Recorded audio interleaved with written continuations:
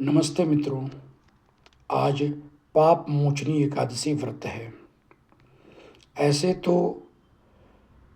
हर महीने में 2 एकादशी होती है। चैत्र मास के कृष्ण पक्ष की एकादशी का नाम पाप मोचनी एकादशी व्रत कहा जाता है। यह भगवान विष्णु को समर्पित है।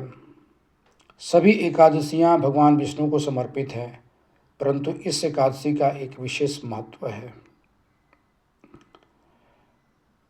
एकादशी व्रत आज 15 मार्च 2026 और व्रत का पारण 16 मार्च 2026 सुबह 7:30 से लेकर 8:54 के बीच में आप पारण कर सकते हैं। इस पर्व का नाम पाप मोचनी क्यों पड़ा? इस पर्व का महत्व क्या है? कौन से ऐसे उपाय करने से भगवान श्री कृष्ण के सानिध्य की प्राप्ति हो?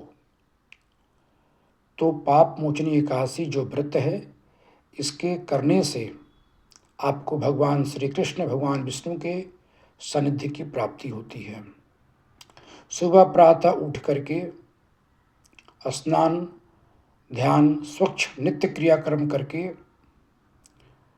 पूजा स्थल में जा कर के 7 अन्न के साथ कलश स्थापना करें, दीप प्रज्वलित करें, आम का पल्लव कलश के ऊपर अर्पित करें, कलश में सप्तमृत्तिका, सर्वौषधि पंचरत्न डालें, दुभि डालें और भगवान विष्णु के सम्मुख दिया बत्ती धूप करके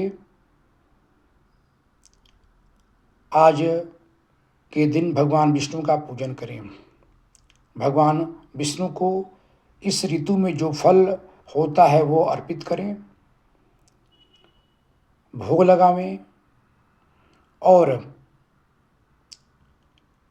भगवान के मंत्र का जाप करें, जैसे ओम शांताकारं भुजगशयनं पद्मनाभं सुरेश्वरं विश्वधारं गगन सदृश्यं मेघवर्णे शुभंगम लक्ष्मीकांतं कमलनयनं योगी विधन्यगम्यम वंदे विष्णु भैभवहरणं सर्वलोके नाथनम।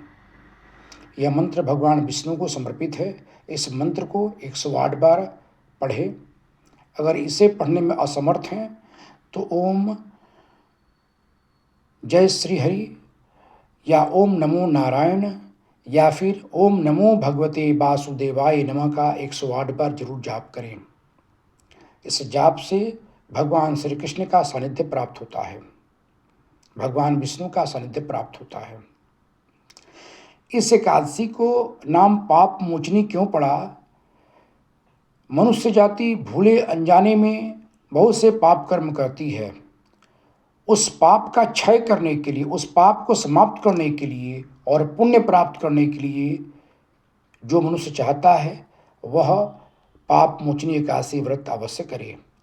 इस व्रत के करने से उसके समस्त पाप जो जाने अनजाने में हुए हों वह समाप्त हो जाते हैं, ऐसा शास्त्र में वर्णित है।